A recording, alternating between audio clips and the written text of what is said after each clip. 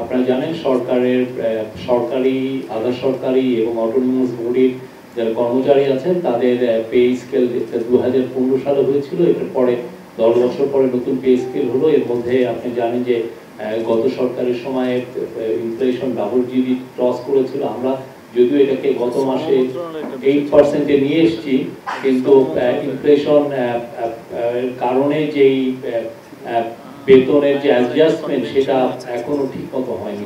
সেই জন্য গভর্নমেন্ট মনে করেছে যে একটা পে স্কেল হওয়া উচিত, এবং এই পে স্কেলটা নেতৃত্ব করবেন ডক্টর জাকির আহমেদ খান। উনি ফর্মার ফিনান্স সেক্রেটারি ছিলেন, আর এদের 6 মাস এনাদের কর্ম সময়। আর আজকে আরেকটা বিষয় সেটা হচ্ছে যে আপনারা জানেন যে গোপালগঞ্জের বিষয়ে একটা সেক্রেটারিয়াল স্বরাষ্ট্র সেক্রেটারির নেতৃত্বে একটা কমিটি হয়েছিল। এখন যেটা হচ্ছে যে একটা কমিশন হচ্ছে, এই কমিশনকে ইনকোয়ারি কমিশন, এটা বিচার বিভাগীয় কমিশন হচ্ছে, এবং এটার নেতৃত্ব দিবেন সুপ্রিম কোর্টের ফর্মার জাস্টিস ডক্টর আবু তারিক। উনি এটাকে নেতৃত্ব দেবেন। এটা 6 সদস্য বিশিষ্ট কমিটি।